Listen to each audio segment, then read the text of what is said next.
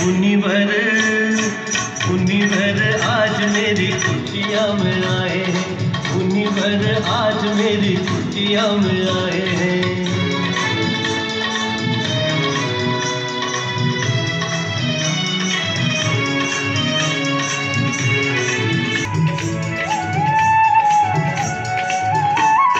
हाथ कमंडल बगल में बिछी है, हाथ कमंडल बगल में बिछी है, उन्हीं भर आज मेरी कुटिया में आए हैं।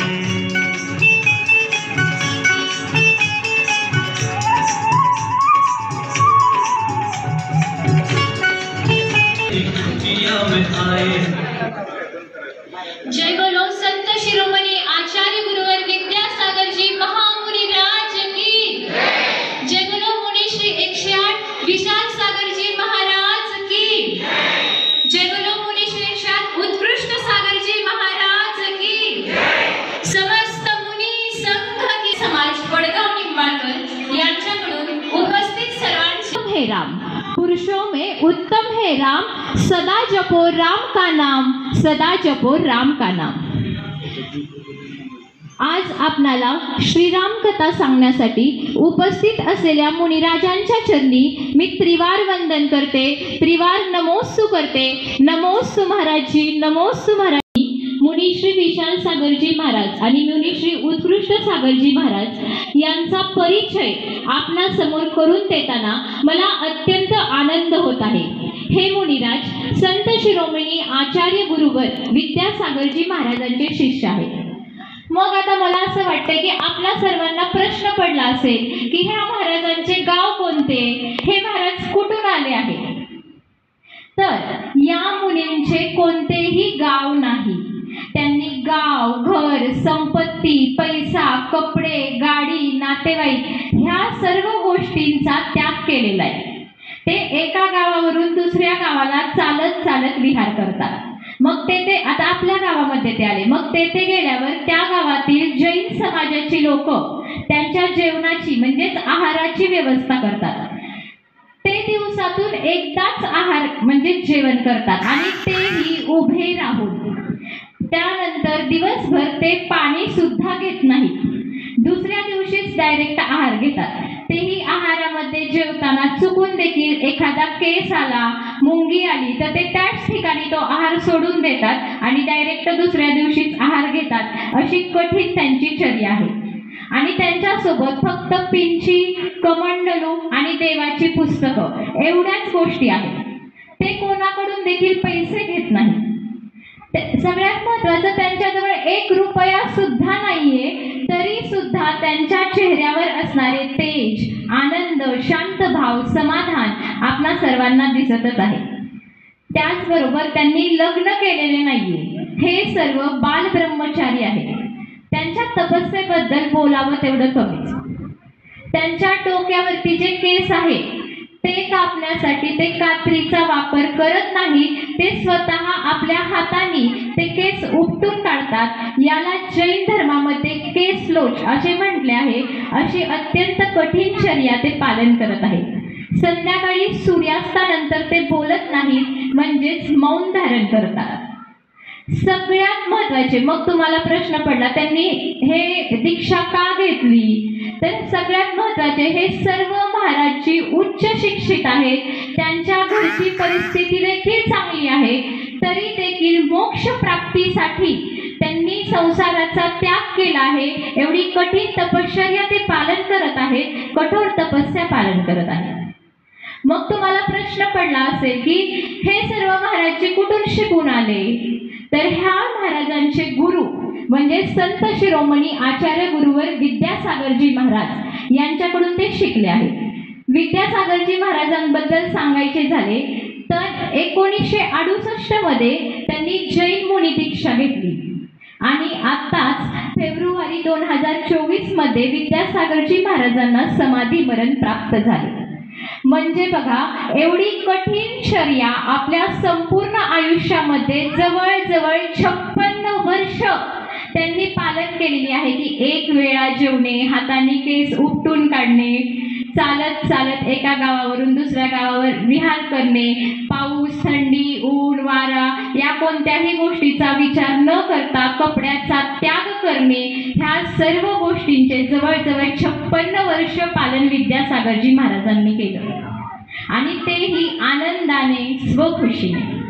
त्याचबरोबर आचार्य श्री विद्यासागरजी महाराजांनी शिक्षण क्षेत्र, आयुर्वेद या की आपल्या भारत देशामध्ये जी संतांची परंपरा आहे, त्याचबरोबर भारत देशाची जी संस्कृती आहे ती टिकून राहण्यासाठी, त्याचबरोबर भारताला सक्षम बनवण्यासाठी आपण स्वदेशीचा वापर केला पाहिजे. त्यासाठी आचार्य श्री विद्यासागर महाराजांनी एक अभियान सुरू केले. त्या अभियानाचं नाव आहे इंडिया नहीं भारत बोलो. ते सर्वांना सांगत होते की इंडिया नहीं आप भारत बोलो. तर आपल्या सर्वांना इंडिया न बोलता आपण प्रत्येक ठिकाणी भारत हे आदरानं बोलले पाहिजे, जेणेकरून भारत एक कर्तृत्ववान, स्वावलंबी देश बनेल. त्याचबरोबर अनेक मुस्लिम, हिंदू यांसारख्या अनेक जातीच्या लोकांनी या महाराजींच्या प्रवचनाद्वारे मांसाहाराचा त्याग करून संपूर्णपणे शाकाहाराचा स्वीकार केला आहे. ही एक अभिमानास्पद गोष्ट आहे. त्याचबरोबर मंचावर जे आपल्याला उत्कृष्ट सागरजी महाराज उपस्थित दिसत आहेत, तर हे संत शिरोमणी आचार्य श्री विद्यासागरजी महाराजांचे भाऊ आहेत. त्यांच्या परिवारामध्ये आई, वडील, भाऊ, बहीण ह्या सर्व परिवाराने जैन दीक्षा घेतलेली आहे, घरादाराचा त्याग केलेला आहे. हे अभिमानास्पद गोष्ट आहे. अशा ज्येष्ठ श्रेष्ठ मुनिराजांकडून आपल्याला श्रीराम कथा ऐकण्यास मिळत आहे. हे आज वडगाव निंबाळकरचे सौभाग्य आहे असं मला वाटतं. म्हणूनच मी जास्त तुमचा वेळ न घेता मुनिश्री उत्कृष्ट सागरजी महाराजांच्या चरणी त्रिवार नमोस्तु करते व त्यांना विनंती करते की आपण आपले प्रवचन श्रीराम कथा सांगण्यास सुरुवात करावी. उत्कृष्ट सागरजी महाराजांना निवेदन करते. नमोस्तु महाराजजी, नमोस्तु नमोस्तु. कुटुंबकम होता है, वो वसुधा में हर जन जन का होता है. तो मेरा ऐसा मानना है सरपंच महोदय से कि मुझे छोटा मत बनाओ, मुझे आप सबको अपना बनाओ तो मैं आप सबका बन जाऊंगा. ठीक है, मेरा जन्म उस जैन शासन में हुआ, मेरा जन्म भगवान महावीर की परंपरा में हुआ, ये मेरा गौरव रहा. लेकिन आज जहाँ पर मैं आज आप सबको उपदेश दे रहा हूँ, ऐसे प्रभु राम किसी एक के नहीं थे, वो तो सबके थे. क्योंकि उन पे एक तो नहीं 200 रामायण लिखी गई. जैन शासन में रामायण लिखी गई, कन्नड़ में, हिंदी में, मराठी में, गुजराती में. हर व्यक्ति ने, हर महात्मा ने, हर दर्शन ने इस राम चरित्र को हर किसी ने स्वीकारा है. इसीलिए मन हुआ कि आज इस बड़गांव की धरती पर प्रभु राम को लेकर क्यों ना एक ऐसी कथा की जाए कि प्रभु राम के आदर्शों को आप अपने तक क्यों सीमित रखिए. क्योंकि प्रभु राम का आदर्श व्यक्ति व्यक्ति जन जन के लिए आदर्श थे, इसीलिए उनको मर्यादा पुरुषोत्तम राम कहते. क्योंकि उन्होंने हमेशा मर्यादा में जीवन जिया. कुछ गुरुदेव ने, जो हम सबके गुरु हैं, आचार्य गुरु विद्यासागर जी महाराज, उनके चरणों में हर जात पंथ, हर व्यक्ति वहाँ आता था, हर गुरु वहाँ आते थे. जिनका ये आप फोटो देख रहे हैं, ये एक महान संत है, इस युग की धरती के भगवान कहलाते. एक बार बताऊं, जितना प्रेम कृष्ण को गाय से था, उतना ही प्रेम हमारे गुरुदेवों को गायों से था. उन्होंने 170 गौशालाएं खोली इस भारत में, 170 गौशालाएं. उन्हें प्राणी मात्र से प्रेम था. मैं गर्व से कहता हूं कि जैसे कभी संत ज्ञानेश्वर दास जी को जन जन से प्रेम था, तुकाराम जी को जन जन से प्रेम था, वो जन जन के आदर्श थे। ऐसे मेरे गुरु भी जन जन के आदर्श थे, जन जन के वो प्रेम भी थे। वो मानव मात्र का कल्याण चाहते थे, ऐसे वो गुरु थे। आज कुछ गुरुदेव को याद करता हो आपके सामने उनकी 4 पंक्ति से इस राम कथा को शुरू कर रहा हूँ। यह राम कथा आप बड़े आनंद से सुनिएगा। कथा सिर्फ छोटी सी नहीं है, कथा बहुत आनंद है। हरि अनंत हरि कथा अनंता, हरि तो अनंत है, उसकी कथा भी अनंत है। बात वो तो हमें प्रेरणा देने के लिए आते हैं और संसार में हम सबके कल्याण का मार्ग बता के स्वयं उस मोक्ष पथ पे बढ़ जाते हैं। प्रभु राम का जन्म हुआ ही था हम सबको मार्ग दिखाने के लिए। इस संसार में उनका जन्म होना ही बहुत बड़ी बात थी कि नहीं थी? राम का जन्म हम सबके लिए वरदान था ना, वरदान था। गुरुजी ने लिखा, 4 पंक्तियां लिखी। साधना वरदान, साधना अभिशाप को वरदान बना देती है। साधना अभिशाप को वरदान बना देती है और भावना पाषाण को भगवान बना देती है। साधना अभिशाप को वरदान बना देती है, भावना पाषाण को भगवान बना देती है। विवेक के स्तर से नीचे उतरने पर वासना इंसान को शैतान बना देती है। हम सबके अंदर 2 प्रकार के व्यक्तित्व है। एक व्यक्तित्व राम है, तो सहज ही जब राम का नाम आता है तो दूसरा पक्ष किसका आ जाता है? रावण। राम की जहां चर्चा होगी ऐसा हो ही नहीं सकता कि रावण की चर्चा ना हो। आज दोनों पक्ष आपके सामने रखूंगा। राम एक महान व्यक्तित्व नहीं थे, राम का एक एक आदर्श जीवन था। राम सिर्फ हमारे शब्दों का या ग्रंथों का विषय नहीं है, राम शोध का विषय थे। राम पर जितने ग्रंथ और रिसर्च वो हमेशा मानता हूं कि इतना किसी पर नहीं हुआ, किसी पर भी, जितना प्रभु राम पर हुआ।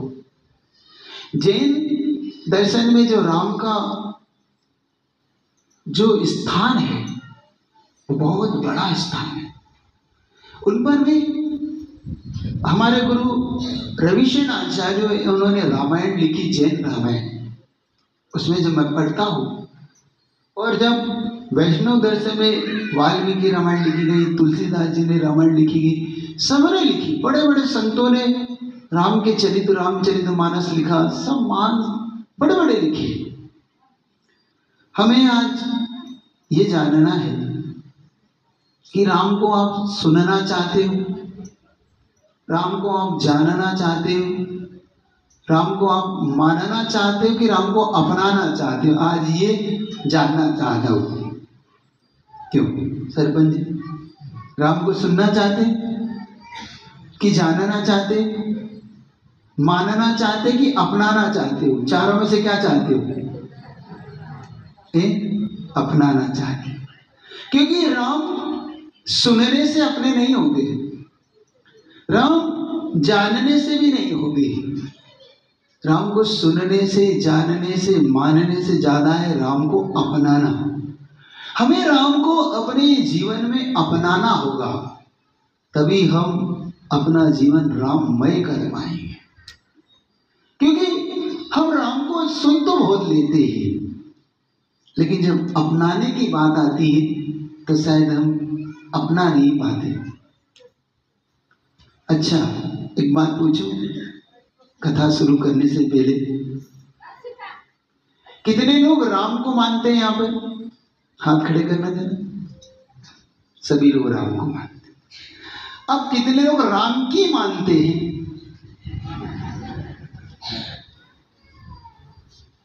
क्यों? राम को मानने में तो अभी 100%, 100% मराठी मध्ये काय सांगतात?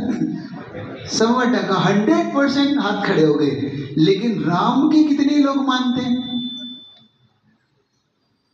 मतलब इसका मतलब हुआ कि आप सब राम को तो मानते हैं, राम की नहीं मानते। तो राम को मानने का फायदा फिर क्या हुआ जब हम राम की नहीं मानते? तो क्यों फायदा हुआ? कुछ हमें कुछ फायदा होगा? राम के नाम में बड़ा अतिशय है, ऐसा मानते हैं। राम के नाम में बहुत अतिशय था। कितना अतिशय था देखना, राम के नाम का अतिशय देखना। कथा शुरू करूं उससे पहले आपको राम के नाम का अतिशय होता। कहते हैं कि राम का नाम एक बार जो सच्चे हृदय से ले लेता है, वो इस संसार से मुक्त को प्राप्त होने के लिए तैयारी कर लेता है। एक बार सच्चे हृदय से अगर राम का नाम ले लेता है, लेकिन हृदय उतना ही सच्चा हो जितना हृदय में हम राम का वास चाहते। बहुत गजब की घटना है। मैं जब ये घटना पढ़ता हूँ तो मेरा दिल बड़ा गदगद होता है। क्या हुआ जब प्रभु राम वनवास को गए, और जब राम गए वनवास को तो वहां पर कहते हैं कि सीता का हरण हुआ। वो प्रसंग आपके सामने लाऊंगा। और हरण होने के बाद राम चाहते थे कि सीता को किसी तरीके से खोजा जाए कि कहाँ है, कौन ले गया।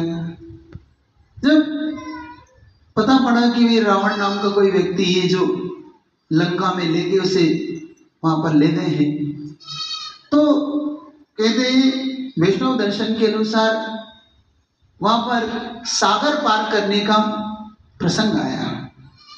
और जब सागर पार करने की बात आई तो कहते पुल बनाने की बात आई, क्योंकि जैन रामायण में थोड़ा अलग प्रसंग है। जैन रामायण में वहां पर विद्याधर लोग राम को अपने विमानों से उस सागर को पार कराया। तो अपने यहाँ पर रामायण, वैष्णव रामायण के अंतर्गत वहां पर पुल बनाया गया। अब जब पुल बनाया गया तो वहां पर नील, अंगद सभी ने मिलके भाई कैसे पुल बनाए, तो किसी ने बताया कि राम के नाम में बड़ा अतिशय है। अगर राम का नाम पत्थर पे लिख दिया जाए और डाल दिया जाए तो तैर जाता है ना? यही है ना प्रश्न। ऐसा ही हुआ। जब वहां पर पत्थर डाल के तैराने लगे तो उधर रावण की सेना में हलचल बह गई कि भाई जिसके नाम का पत्थर में इतना ताकत है तो वो व्यक्ति तो कितना बड़ा होगा, उसके सामने तो टिक ही नहीं पाएंगे। क्या किया जाए? तो रावण ने युक्ति लगाई कि भाई सेना अगर पहले हार गई तो फिर तो युद्ध आगे बढ़ेगा ही नहीं और ये तो गड़बड़ हो जाएगी। तो रावण ने कहा कि इसमें कौन सी बड़ी बात है, अरे ये पत्थर तो मैं भी तिरा सकता हूँ। मैंने कहा अच्छा आप तिरा सकते हो? हाँ, उसमें तो लिखने की भी जरूरत नहीं, मैं इतनी शक्तिशाली हूँ। अच्छा तो ठीक है भाई, राम और रावण दोनों को खड़ा कर लिया गया। भाई किसका पत्थर तैरता है? कहते हैं कि रावण ने जैसे ही पत्थर उठा के छोड़ा तो पत्थर डूब गया।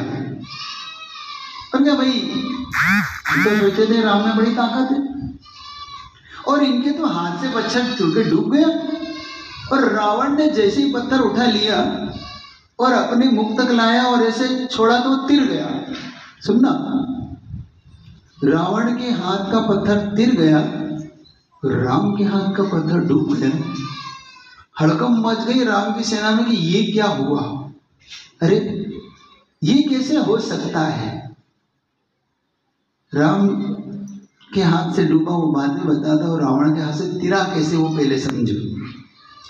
रावण की जब सभा लगी और रावण की सभा लगने के बाद वहां पर मंत्रियों ने पूछा कि रावण तुम ये बताओ ये पत्थर तिरा कैसे है, आप लोग जानना चाहते हो किसा तेरे?